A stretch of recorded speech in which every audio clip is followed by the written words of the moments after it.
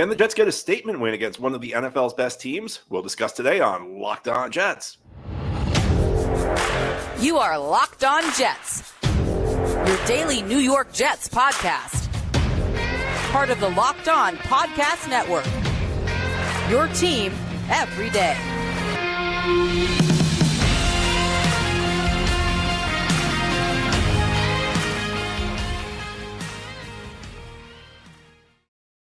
Welcome. This is the Locked On Jets podcast, part of the Locked On Podcast Network, your team every day. It's Friday, October 13th, 2023, and I'm your host, John B. from GangGreenNation.com. Thanking you so much for making the show your first listen or first watch every day. Subscribe to the show for free on YouTube or wherever you get your podcasts so you'll get new episodes as soon as they're posted. If you enjoy the show and are listening on a podcast source, please give it a 5-star review. If you enjoy the show and are watching on YouTube, give this episode a big thumbs up. These things help us out and help other Jets fans find the show. Today's episode of Locked On Jets is brought to you by PrizePicks, the easiest and most exciting way to play daily fantasy sports. Go to prizepicks.com/LockedOnNFL and use code all lowercase LockedOnNFL for a first deposit match of up to $100. Well, the Jets play the Philadelphia Eagles this weekend, Sunday, 4:25 Eastern at home in the Meadowlands. The game will be on Fox. It's the Fox designated America's Game of the Week. It's their premium game, and we're going to preview that game today. Now, I think part of the reason this was designated America's Game of the Week, as you've seen many other games, you saw week 1, the Jets played Monday night. Week 4, the Jets played Sunday night. When the schedule came out, everybody was expecting Aaron Rodgers to be in this game. So with Aaron Rodgers out, I think these games maybe aren't as significant. In fact, the Jets, even though this is America's Game of the Week, the designation by Fox, you don't get the number one broadcast team. The Fox network is sending their number one broadcast team to the Cleveland-San Francisco game, but still a big chance for the New York Jets. And last week I told you I thought the Jets season was on the line. I don't think the season's on the line this week, because even if the Jets lose this game, look, they'll fall to 2-4, and that's not an easy thing to dig out of under any circumstances. So I don't want to minimize the impact of a loss this weekend, because it will hurt the Jets quite a bit, and it'll be very difficult, even in the crowded AFC playoff picture, to be at 2-4. It puts you at a big disadvantage heading down the stretch. But the bye week's coming up, chance for the Jets to kind of heal up, kind of lick their wounds.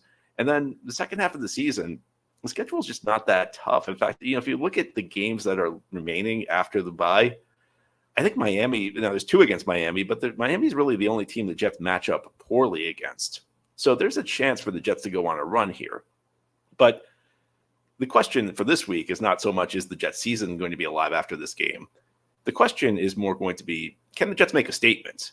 Because if you look at the way this team has played so far this year, it's been very uneven. And the way the Jets come out of this game could tell you a lot about the way things are going to be perceived around this organization.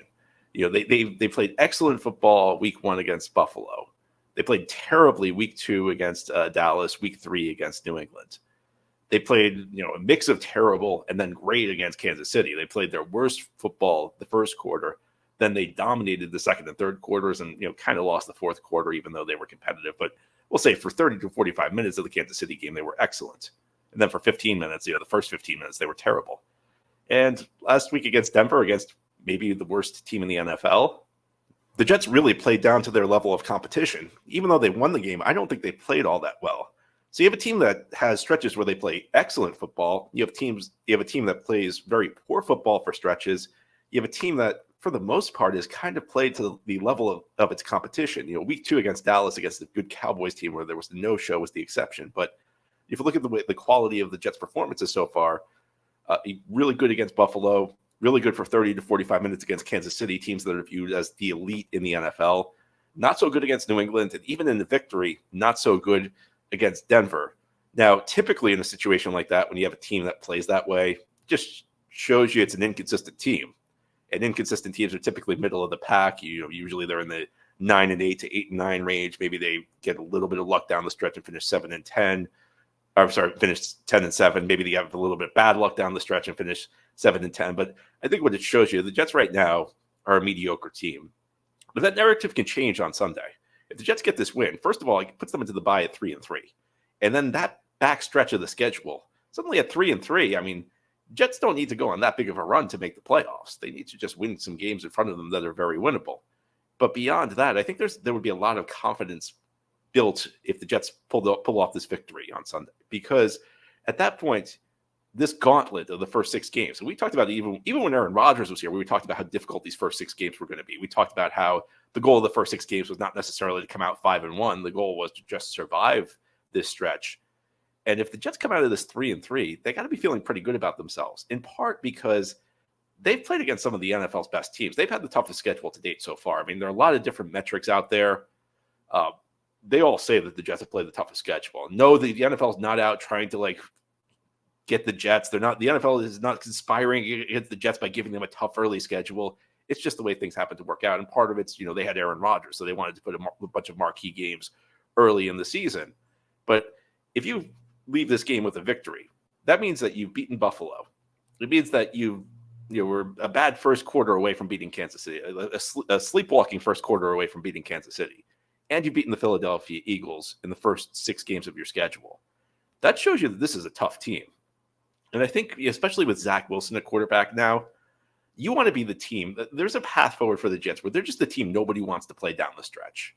Last year they were the team nobody wanted to play early, and they were the team everybody wanted to play down the stretch because they couldn't do anything right in the last month of the season. But if you get this thing going, you look at this, and this defense. And look, if they win this game, this defense is really going to have to show up. They're really going to have to put the clamps down on an explosive Philadelphia offense. But you could be kind of like the sneaky team that's tough. That's going to be a really tough out down the stretch, and that's, I think, the best case scenario you could hope for once Aaron Rodgers went down. Now, this is all easier said than done because this Philadelphia team is excellent. They went to the Super Bowl last year. They haven't lost a game this year. They have stars on both sides of the ball. A very well-built roster. There's not really a lot of weaknesses in this team, but that shows you, first of all, how challenging this upcoming game is going to be. But it also shows you the opportunity that's in front of the Jets because Buffalo is a tough matchup. Kansas City is obviously a tough matchup. I don't think the Jets match up particularly well with this Philadelphia team. I think that's especially true, the Jets offense versus the Eagles defense. I think the Jets defense matches up a little bit better with the Philly offense. But listen, we know this game's at home. The Jets, aside from that New England debacle, their 2 most impressive performances of the year have been at home. And this is a team that, it's inconsistent, but it has played to the level of its competition. And if it does it again on Sunday, I think you have to start feeling pretty good about the 2023 Jets, where if they lose a game where they're never really in it, if it's like something like a 20-10 kind of game, you kind of go in feeling like, okay, this is just a mediocre team. And if they get blown out, then, well, let's not talk about it, but it's a different story. Now, for the Jets to pull off the upset, they're going to have to contain one of the most explosive offenses in the NFL, one of the biggest star quarterbacks in Jalen Hurts. As we continue this Friday edition of the Locked On Jets podcast, we're going to talk about what's on the defense's plate. What do they have to do in order for the Jets to pull off this upset? This episode of Locked On Jets is brought to you by Jase Medical. Everybody should be empowered to care for themselves and their loved ones during the unexpected. And that's why Jase Medical offers the Jase Case. The Jase Case provides 5 life-saving antibiotics for emergency use and gives you peace of mind so that you're not just hoping you have access to medication in an emergency. Jase Medical makes sure that you have the medication in hand. Jase Medical is simple. They handle everything from the online evaluation to licensed pharmacy medication delivery and ongoing consultation and care. Don't get caught unprepared. Get $20 off these life-saving antibiotics today from Jase Medical by using code LOCKEDON at checkout on jasemedical.com. Again, that's code LOCKEDON. It's one word with no space, LOCKEDON at Jase Medical, JASE medical.com. Thank you so much for making Locked On Jets your first listen or first watch every day. And a big shout out to you everydayers. This is a daily podcast covering the New York Jets. We have new episodes each day through the week, Monday through Friday. Today, we're previewing Jets-Eagles Week 6 action in the Meadowlands. Jets back at home. The Jets' home schedule so far this season, you've gotten your money's worth if you're a season ticket holder. You've gotten Buffalo, you've gotten Kansas City, you've gotten Philadelphia in the first 6 weeks of the season. And yeah, I know you also had to deal with New England and watch the Jets lose to a terrible New England team. But still, really an excellent slate of home games for the Jets so far this season. But an excellent slate of home games means that the games are tough to win. And the Jets beat Buffalo. They almost beat Kansas City. Now, how do they beat the Philadelphia Eagles? And this is no easy matchup because the Eagles, I don't think this Eagles team has a weakness on offense. So this is going to be a really good test for the Philadelphia Eagles on the offensive side of the ball. And it starts with Jalen Hurts. And I never thought Jalen Hurts was going to be this good. I mean, I watched him as a freshman at Alabama. I saw him and I thought that maybe that's a good college quarterback. Then he got benched for Tua Tagovailoa his sophomore year in the national championship game. Tua led a big comeback. It was kind of Tua's entry to the national stage, and Hurts kind of became an afterthought at Alabama, except he did come off the bench the next year in the SEC championship game when Tua got injured. But then he went to Oklahoma his senior year, and after he played at Oklahoma, I'm like, okay, well, maybe that guy could be an okay NFL quarterback. Maybe he's like a backup quarterback. He goes to Philadelphia and, pretty ordinary at the start of his career, but then eventually leads the Eagles to the playoffs. And then last year, his breakout season, he leads the Eagles to a Super Bowl. Now one of the biggest stars in football, a dual threat quarterback, a guy who can run, a guy who, with both the ability to make an explosive run and run with power, but also a really good thrower of the football. A guy who could do it all, really. Truly one of the best quarterbacks in the NFL. There's no weakness in his game. And you look at this Eagles team, I mean, look at the playmakers, A.J. Brown, Devontae Smith, Dallas Goedert at tight end, a really good offensive line. Jets have their work cut out for them in this game. And, look, I mean, I think everybody for the Jets needs to come out and play their best game. And I think, the Jets do on paper have strengths almost everywhere on defense. Heading into this season, I said that the one thing the Jets needed was kind of a guy in the middle of the field, whether it was a safety or a linebacker, a guy who could just cover a lot of ground, make hits, guys who could cover tight ends, guys who could cover running backs. Because I did not think the Jets had that. Well, they did. It was actually right under our noses. We just didn't realize it yet. It was Quincy Williams, who was having an outstanding season. So I don't even think that's a weakness right now for the Jets. And the thing is, Quincy Williams' breakout season, to me, almost makes C.J. Mosley slot in better. Because before Quincy Williams broke out, you look at Mosley's contract, and he's still got one of the top 5 cap hits of any defensive player in the NFL, which is tough to believe. I mean, Mosley's just making way too much money. But before Quincy Williams breaks out, I think my focus was more on what Mosley could not do, because what Mosley brings to the table, he's a good run stopper. He generally knows where he needs to be. He is a guy who kind of makes sure everybody's in the right spot on defense before the snap. He's a good locker room guy. But the Jets needed a guy in the middle of the field who could, run big plays all over the place and cover tight ends and cover running backs. And when you don't have that, and you have a guy who's making, top 5 money at the defense of the NFL, naturally you look to him. Now what Mosley brings to the table sticks out more because you got what you need in Quincy Williams. So, heading into this game, I would have thought Dallas Goedert versus the Jets tight ends versus the Jets linebackers and safeties would have been an issue. But I think Quincy Williams might be up to the task, so I think he needs to play well. We know that the corners need to play well. Sauce Gardner, we need to see regular Sauce Gardner play against these 2 receivers, DJ Reed, if he's in the lineup, and the defensive line, which honestly, I think the defensive line outside of Bryce Huff is kind of underachieved so far this season. And Quinton Williams is having an excellent season. He may not be putting up the statistics he did a year ago, but at the defensive tackle position, the statistics aren't always what you judge them on. I mean, if you look at, just take a look, the guy the Jets are playing this weekend, Fletcher Cox, take a look at his sack totals through the season. You don't see a ton of double-digit sack totals for Fletcher Cox. Everybody knows, though, he's one of the best. He's been one of the best defensive tackles in the NFL. So it's not just about the stats. Quinton Williams is having an excellent season. I don't think there are a lot of other guys outside of Bryce Huff and Quinton Williams, though, who are having excellent seasons. I think there's been a lot of underachieving on this line. Unfortunately, the first-round pick, Will McDonald's, really not contributing much at all. I know he fell on a fumble, but he's not really contributing much at all. Jermaine Johnson had his best game against Denver. We'll see if he can build on that. I think prior to Denver, he'd been a bit of a disappointment. Jets need their defensive line to show up in this one. They need him to show up against the run too, because too many times Jets are getting gashed defensively on the run where somebody's not holding the point of attack. That's really kind of the key spot for me. I actually, it's kind of crazy to say, because if you told me before the start of the season I'd feel more confident in Quincy Williams than I do in the defensive line, I'm not sure I would have believed you, but that's kind of where I'm at right now. I am kind of looking at this saying I think the defensive line right now is the question mark for the Jets, because the Jets have all the components to have a top 5 defense. It hasn't been like that this year.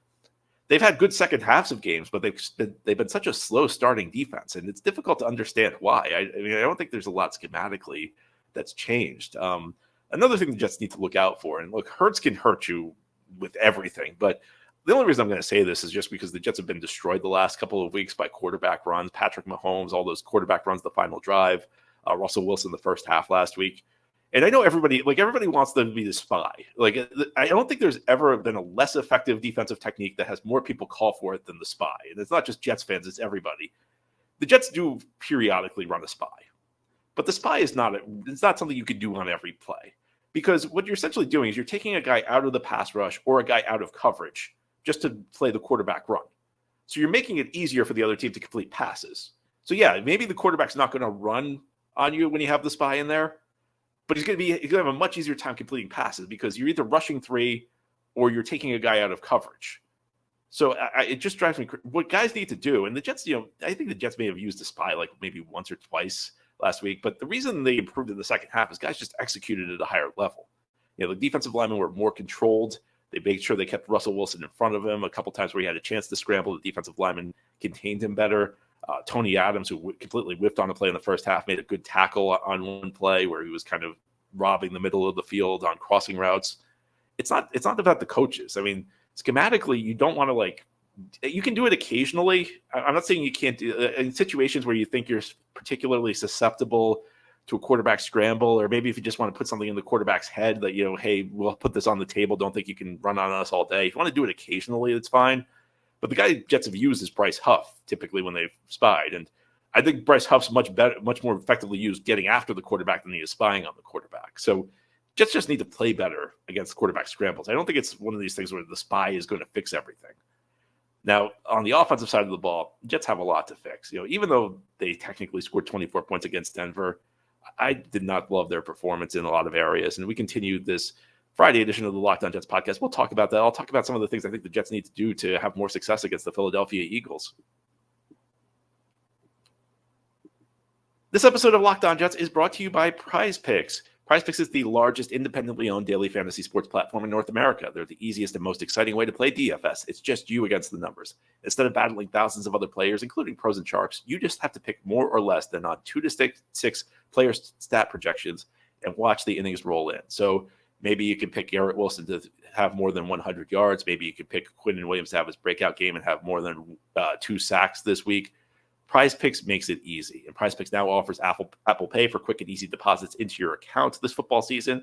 And with the PrizePicks reboot policy, your entries stay in play even if one of your players gets injured. So for NFL games and college football top 25 matchups, if you have a player who exits the game in the first half and does not return in the second half, that player is rebooted. And PrizePicks is the only daily fantasy sports platform with injury insurance. Go to prizepicks.com/LockedOnNFL and use code LockedOnNFL for a first deposit match of up to $100. Again, go to prizepicks.com/LockedOnNFL and code LockedOnNFL. It's one word with no space, LOCKEDON for a first deposit match of up to $100 using PrizePicks. This is the Locked On Jets podcast here on this Friday. We're previewing Jets-Eagles, 4:25 Eastern, scheduled kickoff time Sunday in the Meadowlands. Jets trying to get to 3-3, trying to have their first 2-game winning streak of the season. Well, they're up against maybe the best team in the NFL. If not, then probably one of the top 2 to 3 teams in the NFC. And it's going to be a tall order. And I think there's no question that the Jets offense needs to play at a higher level than it did last Sunday in Denver. And I understand you could say the Jets scored 24 points. They had 400 yards. Well, a lot of that was just Breece Hall carrying the team on his back. Zach Wilson hit a few timely passes, but I got to be honest with you. I went back and watched the film on that, and it was kind of the opposite of the Dallas game. After Dallas, people got on me because I said, the film for Zach Wilson was better than the numbers were. Because honestly, against Dallas, nobody played well, and people were putting a lot on Zach Wilson when Zach Wilson was generally making the right reads and generally getting the ball where it needed to go, and nobody was making a play for him. And he threw 3 interceptions in the fourth quarter where things just kind of melted down. But even those weren't really awful interceptions aside from one. And I went looking at that Dallas game, looking at that stat line, saying, well, that was a bad stat line, but I feel like the performance was actually not terrible. Denver, I'm not going to say the performance was terrible against Denver, but I think Zach Wilson left a lot on the field. I mean, there were lots of missed reads. I actually came away from that game rewatching the film feeling worse about him. I don't think it was kind of funny because immediately after the game I thought, okay, well, he played well enough to win. He did hit some big passes, but I just thought there were a lot of misreads. I thought he looked discombobulated a lot. I don't think he built on the Kansas City performance. So it goes without saying, Zach Wilson's got to be at his best in this one because he's facing a fearsome pass rush. But he needs help from his offensive coordinator. And I know I sound like a broken record on this Nathaniel Hackett stuff, but he's got to be better. I mean, he was good against Kansas City. He kept the Chiefs off balance. That's part of the reason Zach had success is that when you have a young quarterback who's still trying to figure things out, you got to help him out. You got to put him in better positions. You got to make the passes he throws easier. Nathaniel Hackett's not doing this.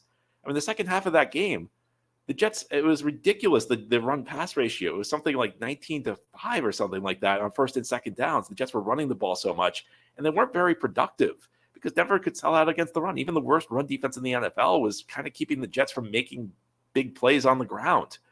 The Jets weren't making any explosive plays, so the offense really stalled, and they kept putting Zach Wilson in third down situations. You don't want to be in third down. The best third down offense is to move the chains before you get to third down, because in third down, anything can happen. You get to a third down play, the entire drive comes down to one play where, somebody could commit a penalty, a receiver could slip out of his break, a ball could get tipped at the line of scrimmage.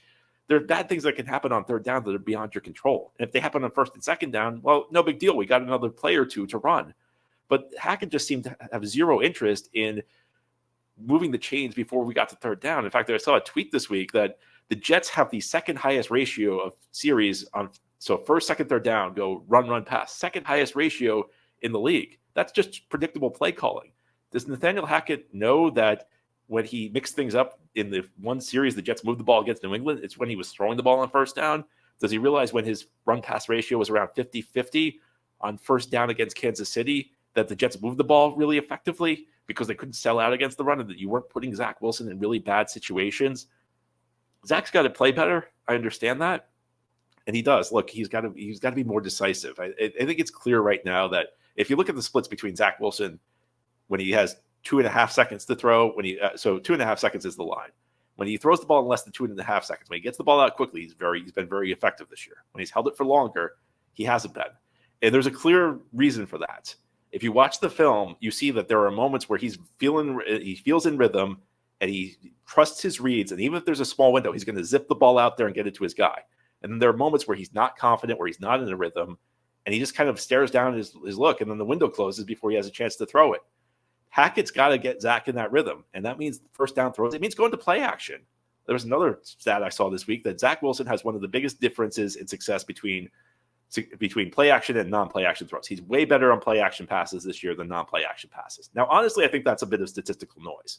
But what we do know is, generally speaking, play action passing is more effective than non-play action passing because, first of all, it simplifies the reads because you have a guy who's faking a handoff who's not really going into a pattern. So you're limiting. Typically, like, you may leave your tight end in to help block to try and sell the run. So you're taking guys out of the pattern, which means you have less receivers to try and find. So that first of all simplifies the reads because you have less receivers that you have to account for as a quarterback. But second is play action moves defenders. Every defender near the line of scrimmage, the linebackers, they have assignments against the run and assignments against the pass. And when they see play action, they have to play their assignment against the run, which moves them away from their assignment against the pass. It opens up big windows. And especially a young quarterback, again, who's inconsistent with his reads like Zach Wilson, something like play action can help him out. Nathaniel Hackett's not calling enough play action. This play calling has to get better. I get it. You want to say Zach's got to be better. I agree. Help him out. Right or wrong, whether you like it or not, Zach's going to be the quarterback right now. So you have to do everything in your power to make it work for him. And I don't think Nathaniel Hackett's done that so far. I hope we see a lot more Kansas City Nathaniel Hackett. My concern is that Nathaniel Hackett just saw Breece Hall go off for 177 yards and says, we're running the ball now nonstop. And that's not going to help the Jets on offense. It's not going to help Zach. It's got to change. And if it does, I think the Jets actually have a real shot in this one. Anyway, that's all for today's episode. This has been the Locked On Jets podcast, part of the Locked On Podcast Network. Your team every day is our motto. As always, if you enjoy the show, hit the subscribe button where you're watching or listening so that you'll never miss an episode. If you enjoy the show and are listening on a podcast source, give it a 5-star review. If you enjoy the show and are watching on YouTube, give this episode a big thumbs up. These things help us out, help other Jets fans find the show. Have a great Friday, everybody. Enjoy your weekend and enjoy the Jets-Eagles. We'll be back on Monday to talk about what happened in the game.